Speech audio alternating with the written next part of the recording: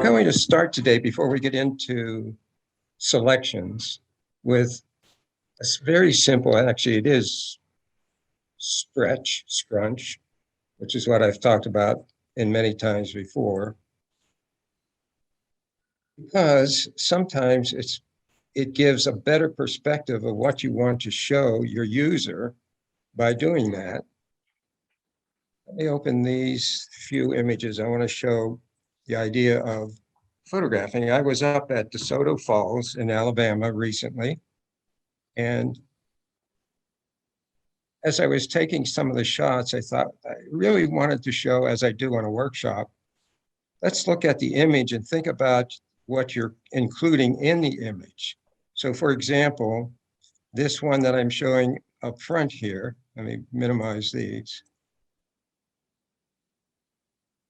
It's certainly showing the waterfall and all that aspect in there, and having some more trees on the side, that's really good. Then I thought, oh, if I do another perspective on this, and I still want the flow of the water coming down, but have something that has a bit more of the trees on that upper area and a little bit here, which is to catch the eye and move the eye back into the image.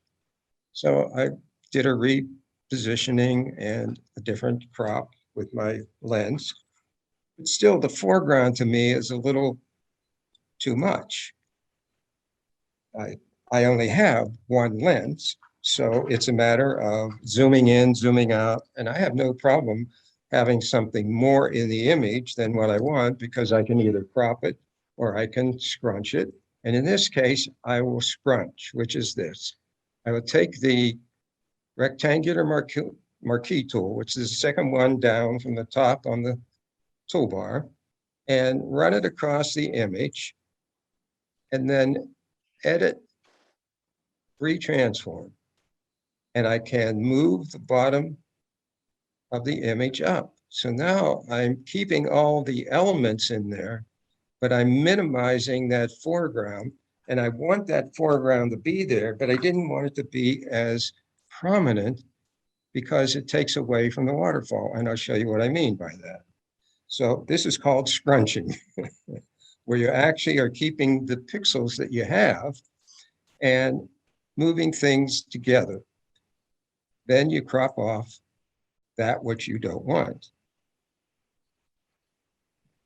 Now watch how this image flows better. That's a wrong term. I guess I was using for a waterfall, but in the sense of how it is coming across, and that foreground is not as dominant. Here's the open. So now your eye is here looking for something to be in there. And by scrunching that, I've pushed your eye into the image here. Now, this is the way the waterfall flows. And I often look at images, and it's just a personal thing, and I've talked about it many times, is you flip an image horizontally because we read from left to right. And so you're coming into the image from the left and you're going right to the waterfall. If I take it the other way, you come in from the left and the waterfall leads you out of the right-hand side of the image. Now that's just a lot of aspect for me that I am so attuned to that. Also, what is the most important area? It's the waterfall. So we want to darken some things. And the other aspect I do a lot is to darken the upper area. This is on midtones at about 14%. I have the burn tool. I just darken that area back there a little bit, and even the upper part of the waterfall. But I don't want to darken the darker areas too much because I'll lose detail. And I'll show you what I can do with that, because I really like to have detail. As you folks who have watched the Ansel Adams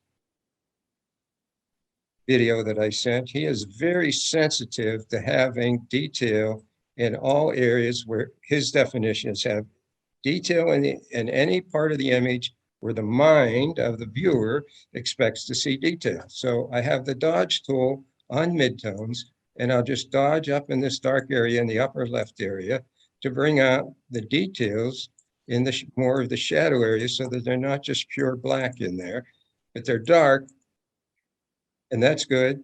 but I'm giving you something to look into in those areas over here on the right-hand side. In the middle, where the water's coming down, I'm giving you some detail in that area. Down in the bottom area here, I'm giving you some detail. Now let's look at this image with the darkening of the foreground and the darkening of the background, and how that now brings the eye immediately into what I want you to see, which is the waterfall. See how those open spaces are bright. And I've used the term recently on some of the image reviews that we've done, is that it's flat.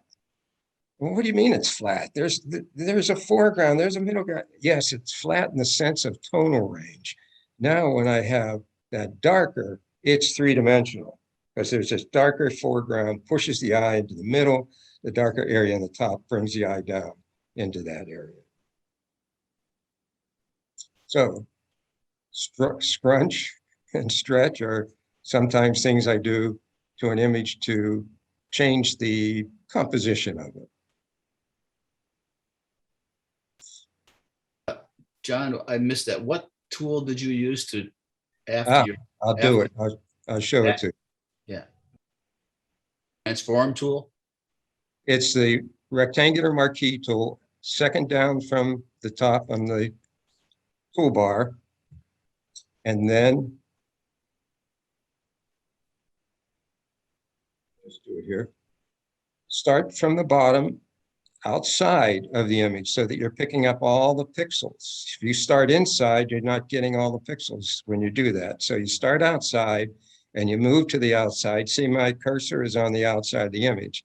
And that's about the area I want to scrunch. The other thing you'll find is, and then you go to edit free transform, and it gives you the little handle to scrunch that portion. Now you'll notice that the area that's closer to where I have my cursor is scrunching more or faster than that in the upper part of that scrunch. That's why I made the rectangular marquee tool area even bigger than what you might think you want to scrunch, because it does more to the portion that you are moving first and not as much as that portion up there. So that's how I do it. Does that answer your question, sir? Yes, thank you. Okay, then I hit the enter key to accept that. Get rid of the dancing ants, select, deselect, get the crop tool, and then crop from the bottom, and that has changed the format.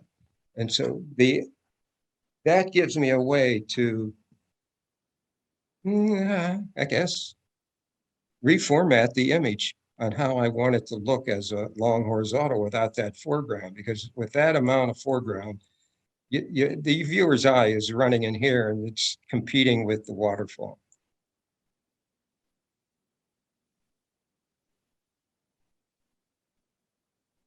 Okay.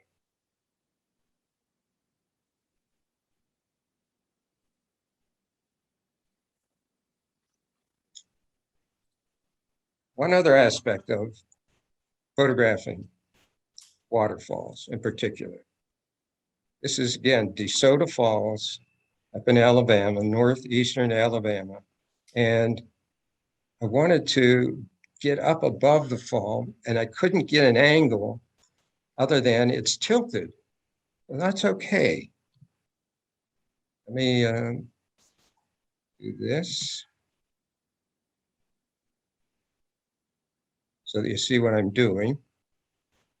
I wasn't worried about the fact that it was tilted, because I can correct that. And somebody was standing at this balcony area here, and so that's their elbow sticking out. And oh, that's okay. I can straighten things the way I want. So if I do a select all and then an edit transform, and I often use distort. You can use any one of those, but use distort and move this top over. So now I'm bringing that, straightening the waterfall, bring the bottom right-hand corner and move it over. And I'm bringing that in perspective now. And so now I have the image the way I want it to be. But of the things I just talked about before, well, get rid of the dancing ants, get rid of the crop. It flows all right this way, and we'll do some burning and dodging and to get some things in. But here I am again thinking, I want you to look directly at the waterfall. Don't want you to be looking somewhere else, but this way you come in from the left, you see the waterfall and the rocks take you out the right-hand side. If I flip this horizontally, now the rocks are leading you right up to it, and that waterfall is dominant. And this area over here is what I call a containment. It contains your eye. It keeps you in the image. What's the difference of how you're looking at the image, how you're looking at the waterfall that way versus that way?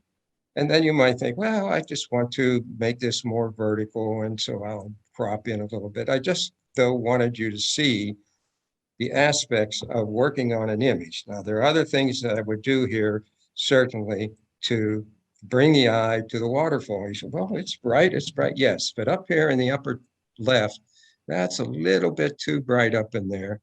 So I may want to darken that, and or even clone that stuff out. And this rock in the bottom lower right, darken that so that, and the water just a little bit around the waterfall. And I'll just darken the rocks a little bit here so that the waterfall stands out even more. Before I do the cloning up in the top, I will do a sponge tool often on saturate. And when you have saturate and up in the options bar, vibrance is checked on, it will increase, it will saturate and lighten at the same time. And so what I want is you to go to the brightest colorful area of the image, which is there. So to finish this one off, I probably would, and not probably, I would get the clone tool and just clone randomly in the upper portion here to pick some greens here and bring them over into that area here so that it's not as bright an area up there to take your eye away from where I want your eye to go. And I do it sort of randomly, pick things up in different areas and plug them in. I'm just doing it quickly so you can get an idea of how the light areas work. You see the difference of this image as I'm showing it to you from where it was open. And those are very easy techniques to work on an image. Very easy. What a difference. In fact, now that I see this, ooh, I would like that waterfall to look larger, taller. Okay.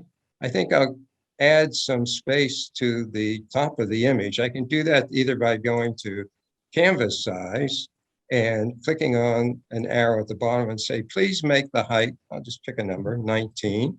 So it'll add some space to the top. And I'll take the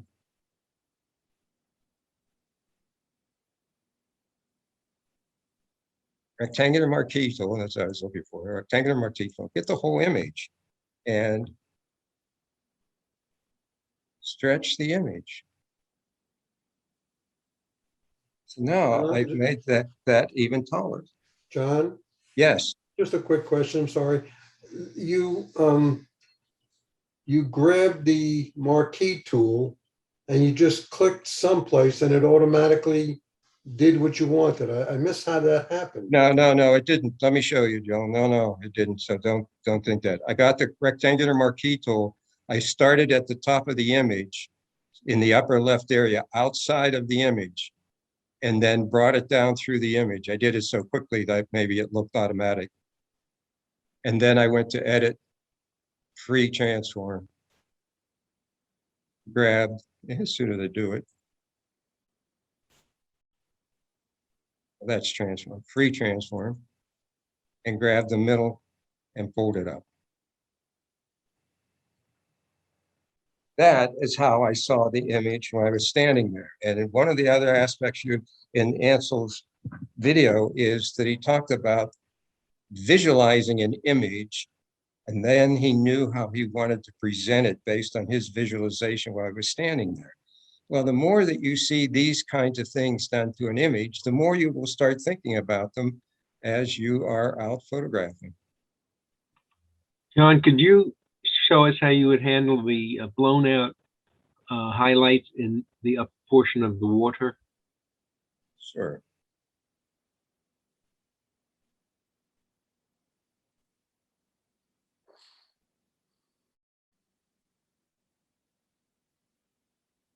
I won't start all over again, but you're talking about these areas here, down at the bottom of the waterfall.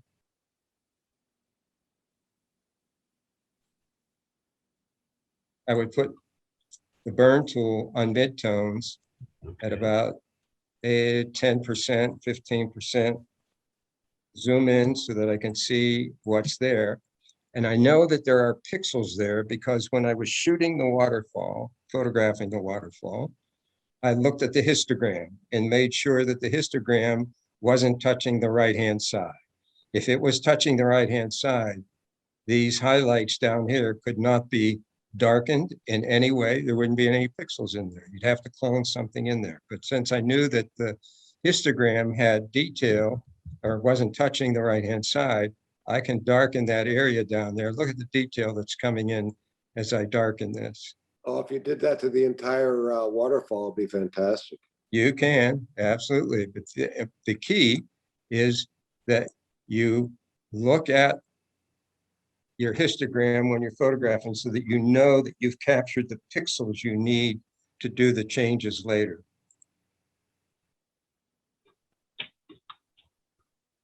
Thank you. All right. Here's the fun part today. I think.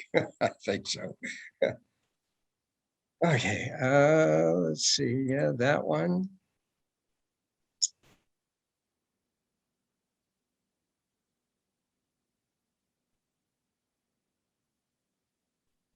That one. John, is that the bison you recently put in your photo on Facebook? Yep. I'm going to show that to you. I will show it to you. But I recognize that bull.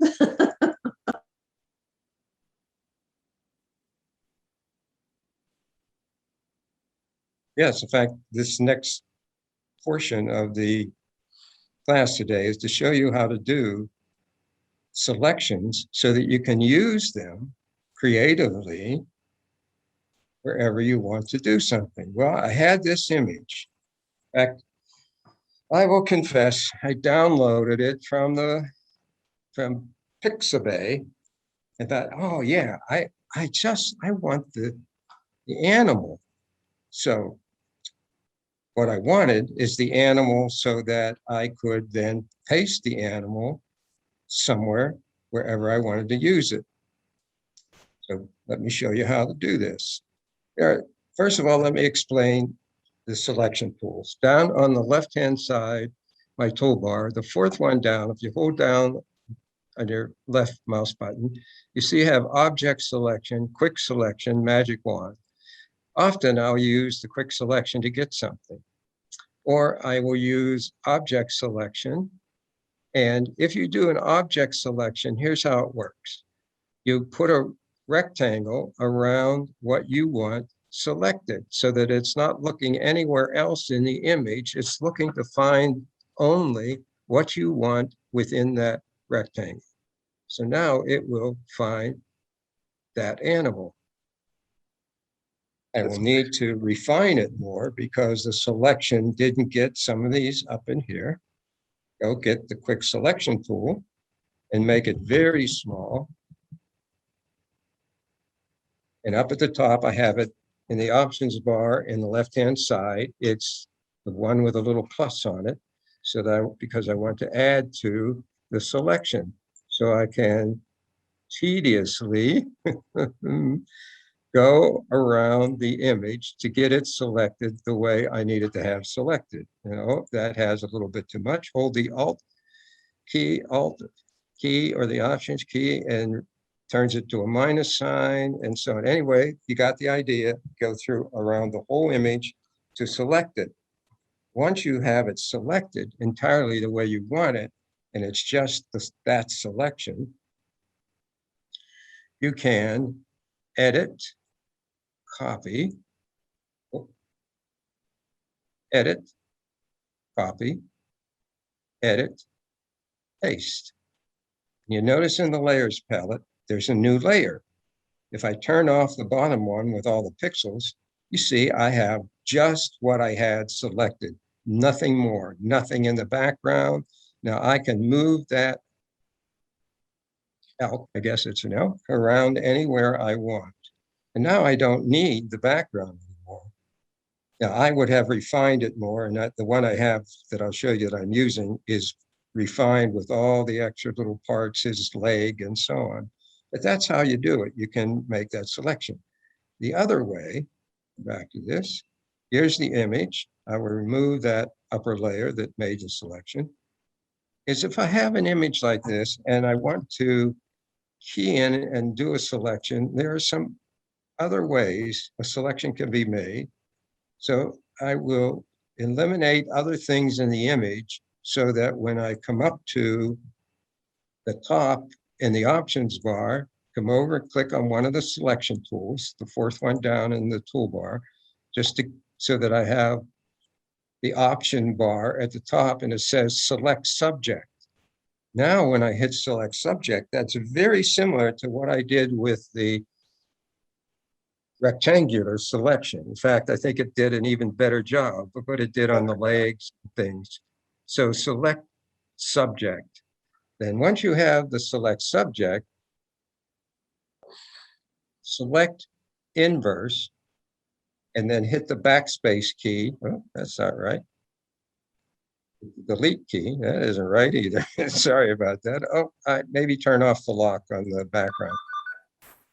There you go. Turned off the lock on the background layer, and let me go back one step. Once I did that, see, I did the selection, and then I did selection, and then I did a select inverse so that I'm getting everything but the animal. Turn off the lock on the layers palette over on the right-hand side, that little lock. It prevents some things from happening to the pixels. Now it makes it a regular layer called layer 0. And hit the backspace key and it removes all the pixels.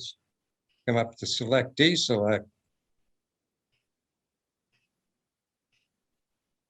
And you can crop if you want, but there are no pixels in that area, so you're not taking up any space in any way. But here it is. And let's assume now that I had cleaned it up and made the things I want on it. Now, given that, go to I wanted to put it somewhere. I want to use it. So I had a scene, and I went through a couple scenes where I wanted to do it, and I found this one.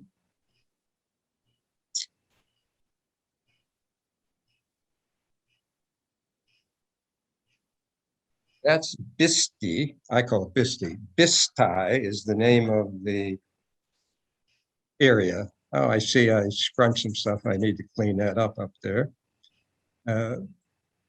Need to clean. I was doing some things the other day. Didn't do that.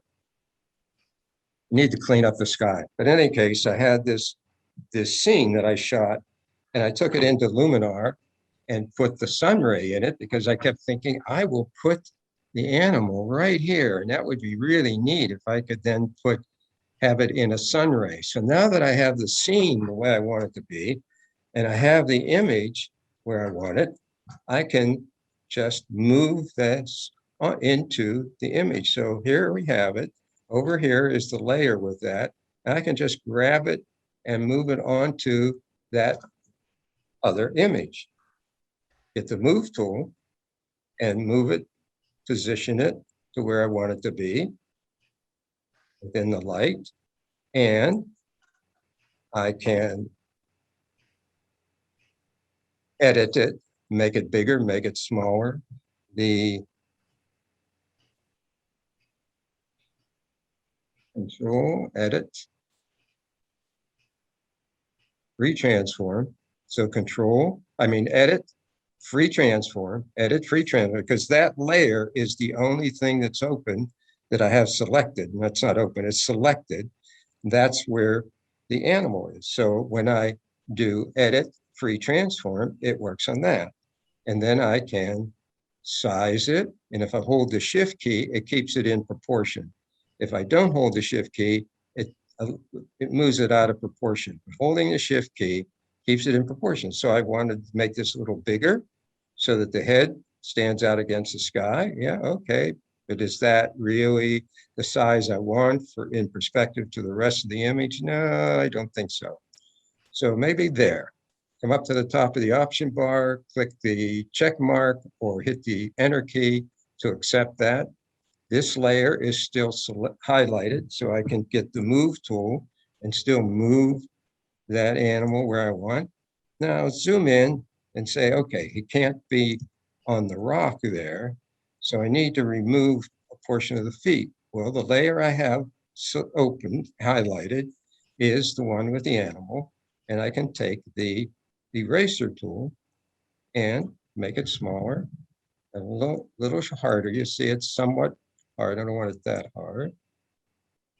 And erase his leg in front of the rock. Then I would need to make a little bit of a shadow. And I can either do that by painting with a darker gray and put it in there and build it up and do it on this layer. So I'd actually be painting some aspect on the layer, but I don't like that as much as trying to play with that, as to come down to the background layer and get the burn tool and put it on midtones or shadows. Let's do midtones at say 15%.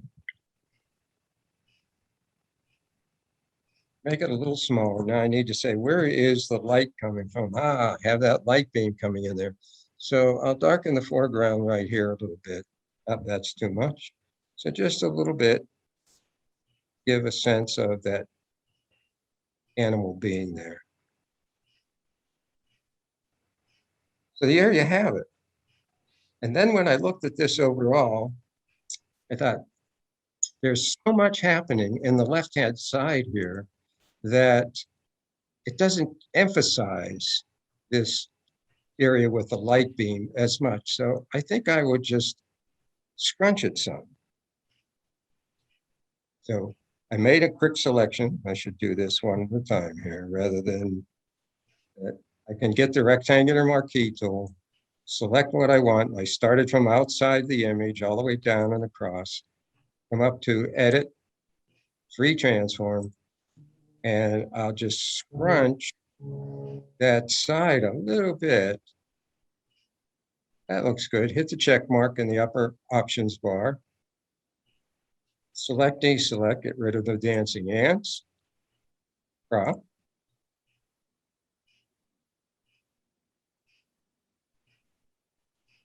Now it brings more tension to this part of the animal. And now I look at things even more and think, oh yeah, but the foreground seems to be a lot here, or the sky seems to be a lot. Which one should I miss? I don't know. And so I try them. Maybe I want to just scrunch this a little bit down in the bottom. And you see, I went from outside the image all the way across down to outside the image in the lower right. So I get all the pixels. And you say, well, you're overlapping the animal. No, the animal, yes, I am, but the animal's on a separate layer. So when I do the edit free transform, in this case, it will not be affecting him. It's only affecting the rocks. Do a little bit more crop.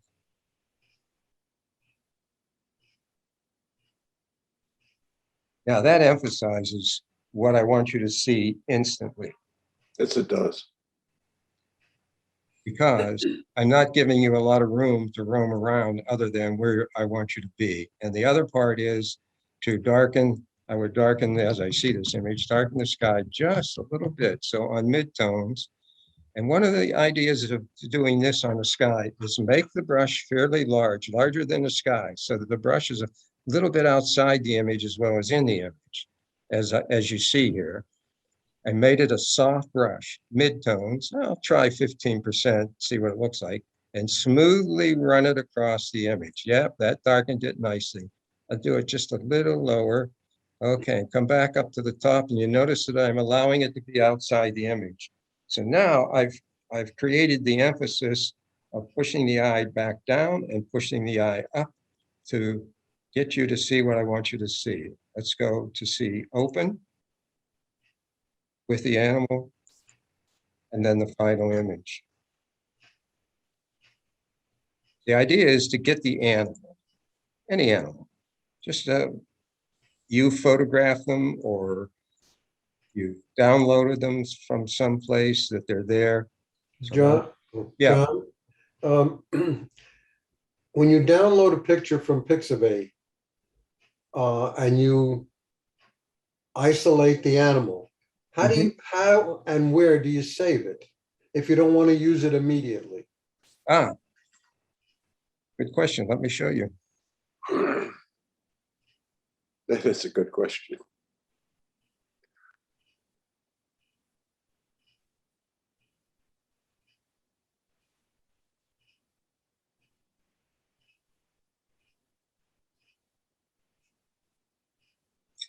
I want to select this. Didn't open it correctly. It's not cooperating. Well, one of the things that I do is have a work in process folder. And I throw everything in there that I'm working on and I think that has possibilities. Yes. Let me show you.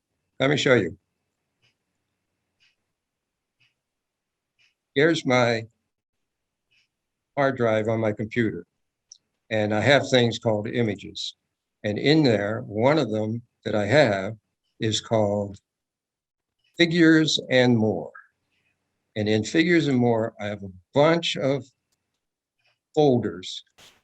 One folder is animals, all kinds of animals I have. Bear figures, bridges, birds, so that I can pull them out anytime I want to use them. So I create a separate folder and save things. Here's deers. So I have a bunch of deers that I've selected and the originals that I haven't, that I selected them from. So I just store them into a folder and then bring them in from there. So you make a new folder when you download it from Pixabay. That's right. And keep it handy. Yep, Okay, exactly. Okay. Yep. And then you could bring it into Photoshop. Yep. By downloading it onto your desktop and then importing it. Yeah, or just open it from Photoshop or open it from Bridge from that Oh, folder. you can do that. Okay. I'll John, could you tell us the site you go to for pictures again? Pixabay, I don't know how we spell it. P-I-X-A, Pixabay, Pixabay.com. Thank you. They're free downloads. There are some on there, usually at the top of the screen, that they want to charge you, but you don't have to. There are hundreds of them that are free. You just scan through the ones that are available. And then when you want to download one, it gives you various sizes that you can download. I always take the largest size to download. And that way I have the most pixels that I want. Thanks. Okay, so here we have this guy. And actually, I photographed this guy. So I thought, yeah, I'll keep him. So when I have sometimes when I'm not photographing, I'm looking at something that I think, oh, I'll use that. I'm not just photographing the scene. I'm photographing something I think I might want to use. And then I put that in a folder. You saw all my folders, different categories. And one of them was animals, and it would be in there. So I now have that. Then I bring this in and come up and click on any of the top of the toolbar. Make sure I click on any of the selection tools. That gives me up in the options bar this select subject. Now I could do the same thing I did before, which is get the object selection, put a rectangle around him, and he'd do it. But I wanted to show you the other way. So as long as I have one of the tools selected, up in the top, there's select subject. And if I click select subject, it did a really good job on this. And I think, yeah, but maybe I want a little bit more of the snow down there. So I'll come over to the quick selection tool, make it very small, and just add a little bit more of the snow in the selection so that I can use it. And if I need to include anything that's not here, I look around, that looks good. Maybe a little bit like that, that's all right. And once I have this, come over, turn off the lock on the layer, make it a regular layer, hit the backspace key. Oh. Yeah, well, when you make mistakes, something happened. Okay, select inverse so that I have the background selected, hit the backspace key, and now I have just the bison selected. Now there's this little piece over here that I hadn't noticed. So on the lower left, I get the eraser tool and, oh, you notice that it's still selected. And why isn't that working? Well, because the selection. So select, deselect, get rid of the dancing ants, and now I can erase that little bit of grass that was down in there. And to the question of what would I do with this then, since I have the crop tool, I don't need to worry about the number of pixels here because there are no pixels. I just tend to like to key in on it so that as I see it, I know what I want. And then to answer that question before, I would file, save as, and save it to my figures and more. No, I'll call it. Well, I have elks, I have birds. How about bears? Oh, he's a bison. Well, I'll just put it in animals. If I click on animals and I can call it bison in snow and save it. So now it's in that folder. Anytime I want to use it for anything, it's in that folder. More important question is, how do you remember what you have? Well, I don't always. Yeah. So that's why I have them in folders and I go look at them from time to time. Wow. Absolutely. Yeah. That's a Right. lot of folders. Yeah. John, you save it as a PNG file. Would you convert No, that? I would say, no, you must save it as a TIFF. I'm TIFF, sorry, that yeah. was a good question. You must save it as a TIFF because if you don't, then it will make the background white. So in order to keep it, that was a very good question. I should have watched for that. I'm saving it and it should not be, it should be a TIFF. And then put that in the folder there where I want to put them to save them as a TIFF so that when I open it again, it comes in with no pixels in the background. If you save it as a PNG, the background will come in as white. Why not just save it as a PSD, As a what? as a Photoshop file? I just don't tend to use Photoshop files. I tend to use the TIFF files because they are universal to all software packages and not all of the Photoshop data files are accepted by other software packages. Don't you The TIFF, lose? the TIFF is whatever- universal. Then don't you lose whatever work you may have done before? If what? If it's not a PSD file, if it's not. Oh, no, the TIFF will save layers. So if I added I'll show you. I have an image with layers. So when I open it, it will be there. But this is how I selected that animal so that I could use it.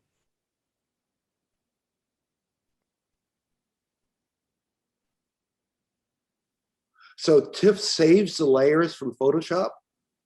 Yes. Wow, I didn't know that. There's a lot of things I don't know though. Well, you're going to see in a minute here, because here is, that's the JPEG.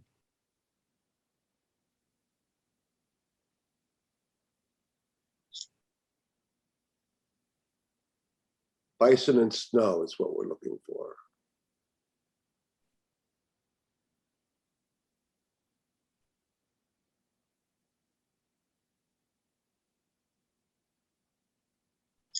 All right, here's my finished image. You Yes, look over in the layers palette.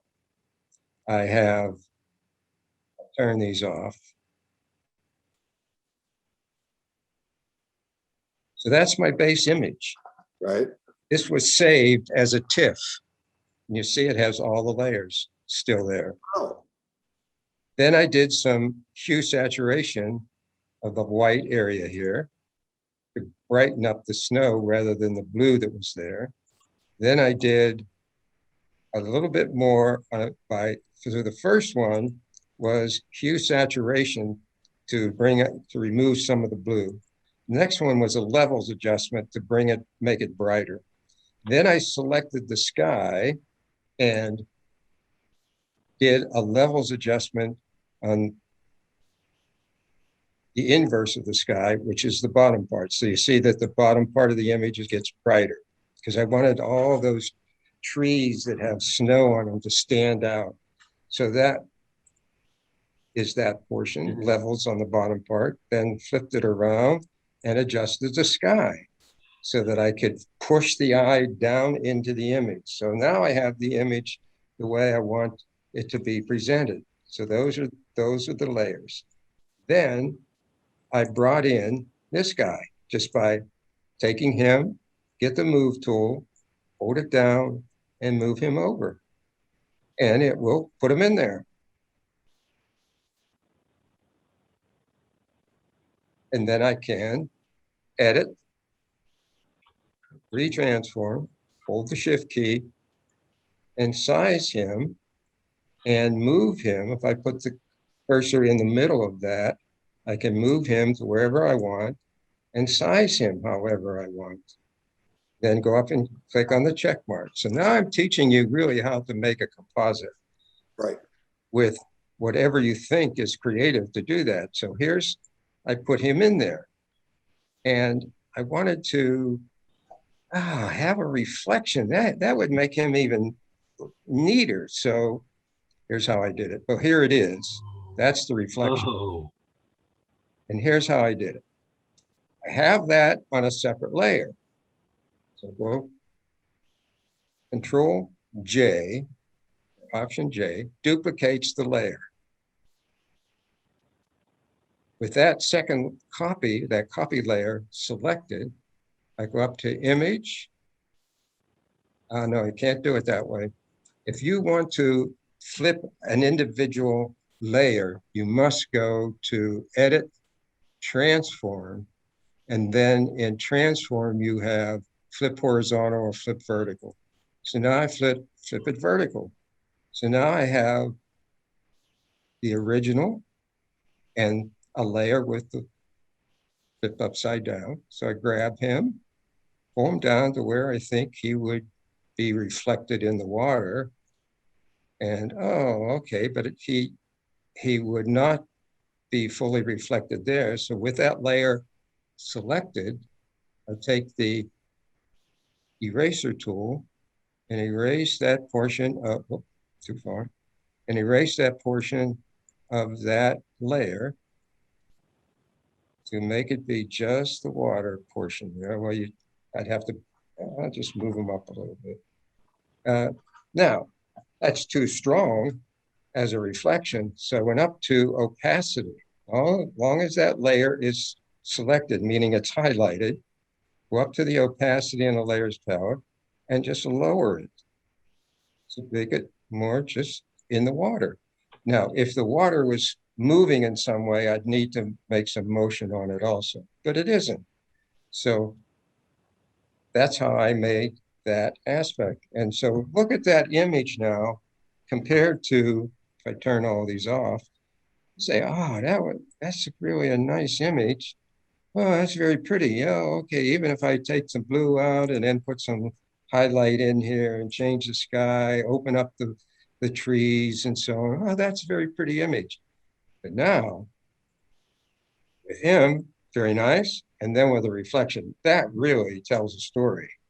That's so cool. And if you are submitting to a competition, you think about this. That image, no. That's better. That's better. That's really good. That stands out. But now you add this and this. Yeah, the judges will remember that instantly as they are scanning through the images to do it. But that's how you do it. You do a selection, all the steps that I just went through to remove the backgrounds and have things the way they should look. Now, one more, and then I'll show you. John, I'm Yes, sorry, sir. you might mention that, as we know, TIFF files can tend to get very large, but storage is cheap, and it's better to have all the different layers so that you can play Yes, with them like you good did. one. Yes. To save this, I would go as save as and make sure that it's a TIFF, and then I name it and put it in my final folder of my images with all those layers. So then when I come back in, you see over in the layers palette, I have all those layers and I can readjust them if I want to. And I have him, I can move him around. So it just works much better that way. I had no idea that a TIFF could hold layers. Oh, yes, no Photoshop problem. layers. It's amazing. Hey, John, this is Jim Edwards. I have a question on the eraser tool. Yes, What settings do you use to keep it from erasing everything? see if I can answer this. Go to the eraser tool, and I really have not changed the options much at all. You see out the options bar, It's an opacity it is option. smooth. I use a smooth brush usually, or I'll harden it just a little bit, but I want it to rather be sharp and then zoom in to where I want to remove something. Be sure that I'm on the layer I want to remove. Let's suppose I want to remove some of this stuff here, and then just make it small enough that I just do it very carefully of what I want to do. I don't know any other way to do it. Okay, thanks. How's that for an image versus just the scene that was there? Big difference. Cool. Oh, and you notice, let me go back in history. When I opened it, to the point of being a TIFF file, when I opened it, there it is. I wanted you to see my final image and to be able to turn off all the layers so that you could see what I did to it. And so all those layers were brought in as a TIFF. There's my original image down there. And then I built it up. And you can see all the different layers, and they are there because I saved it as a TIFF file. You can John, save what it would as a happen? PSD if you want. PSD will do the same thing. Not a What PNG. would happen if you added a shadow of the bison going from left to right? Or the Yes. light? In fact, yeah, yeah, you're going to point out the mistake I made. You see, I had him actually over here, and you see that little dark area there? Yeah. I had him there, and that's where I put a little shadow there. And I didn't clean it up when I moved him here and did the reflection. So it should Okay. okay, you got me. You got No, I didn't want to get you. I just, me. Just joking with you. Okay. One other here. Here we go. Just to give you the idea, let's see if this is the TIFF file. That's the JPEG. Here's the TIFF. Oh, notice the difference, by the way. Here's the JPEG of this image, and the size is 613 KB, 613. The TIFF with all the layers is 30 meg. I wondered why TIFF files were so much bigger than JPEGs. Because they're saving all those little layers. Saving But all that. here, I don't have all the layers here. I had compressed it so that I could send it off. But let's show you what I did. This, by the way, Joel, are you still on? I am. I was looking at that. That is Antelope Canyon. Yes. And I wanted to have a little bit more interest in Antelope Canyon. So I had this image of this Indian that I had photographed at a festival down in Atlanta. And I brought her in I'll open it here, brought her in and did a selection on her. And now I can use her in anything. I think Davina asked for an Indian. Disclaimer, public Yes, that would domain have worked image. well. Yes.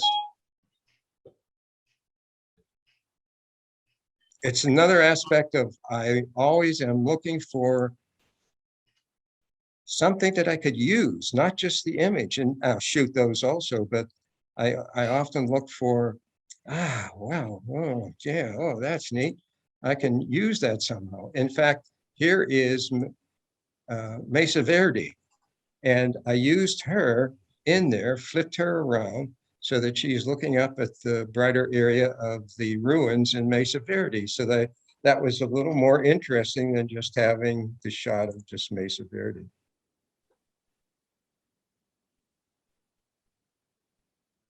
Go to one more just to play with because I thought, oh, this is funny. So I saw this one also. I thought, wouldn't that be neat to use the elephant somewhere? That's awesome. Yeah.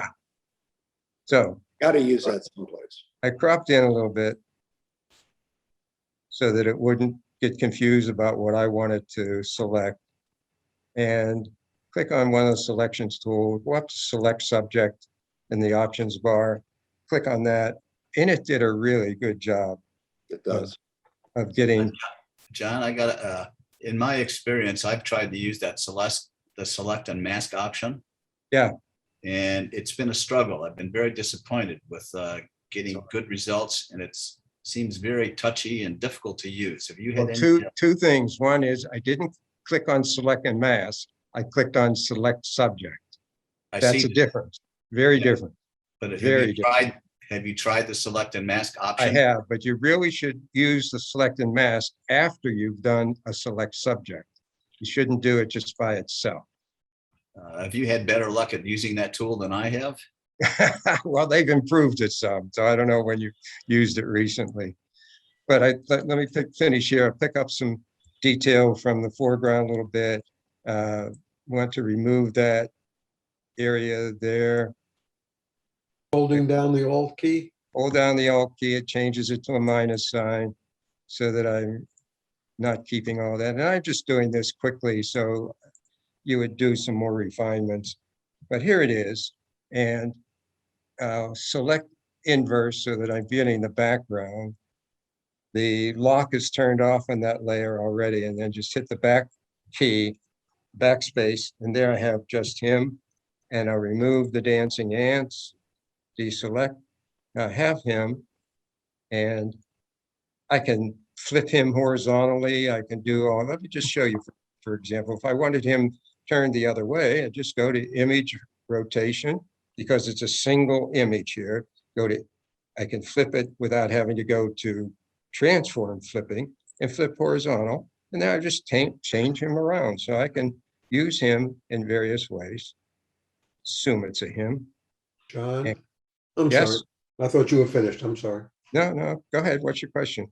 Now that you've taken it into Photoshop and you've cropped it down and you've isolated him, is he still available in your folders as a whole picture? Yes, because I haven't saved him over that. In fact, good question. In fact, I would now save as and put him in my animals folder as a TIFF. So do a TIFF and ELEPHANT and put him in the folder where I want him to be. So I'd have to go to my folders and put him in animals or whatever it is I want him to be. So I you have keep both, him. you have both copies now. Yeah, exactly. Okay. And I Okay. most probably won't use the other one. And so probably sometime I'll delete it because I really only want him.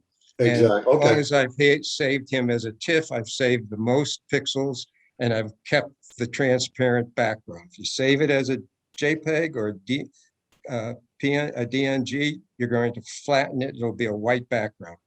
Now you could always select it again, but why? Just keep it this way.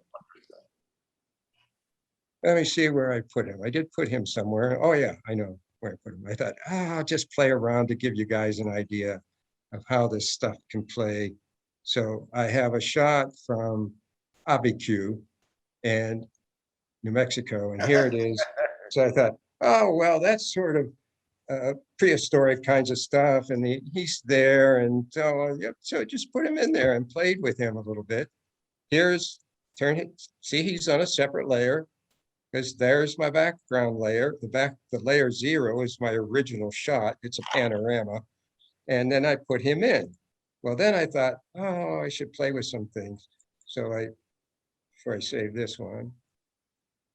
Oh, and by the way, after you're finished with it, you should save your final one as a TIFF and a different name. Yeah, well, there we go. I'll open both of these.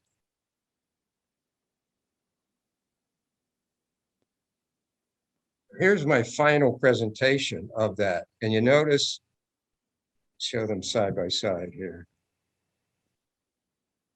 Because I enhanced it to emphasize the elephant.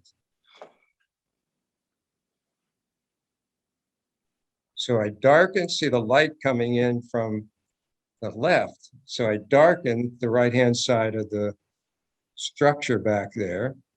And I scrunched a little bit on the right-hand side and did a dodge on him and darkened the foreground just a little bit. Now you see the difference between this one and how he stands out and tells the story versus this, which is flat.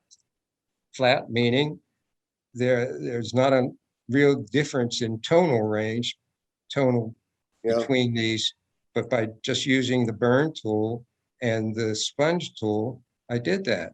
The other thing I would do on this one is I'm seeing it now, and by the way, let your images sit for a couple of days and then come back and look at them, because you then will see other things. As I'm seeing this right now, I'm using the rectangular marquee tool, went outside of the image about where I wanted to do, came on down all the way to the end, go up to edit, free transform.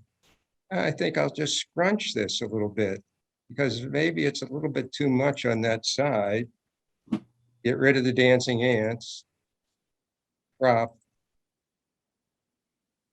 so that it pushes your eye even more to the elephant. And that darker rock there, and now that it's dark, it's maybe too dark, I use the dodge tool on midtones and just open that up just a little bit to give you some detail there and down in here. Now that pushes you more to him. Watch the cropping here. See how it's open? I'm giving you too much room to roam around on the right-hand side. Now I'm not giving you that much room and I'm forcing you back to the elephant. But the idea is we created a composite of that elephant with another scene, and you can put him anywhere.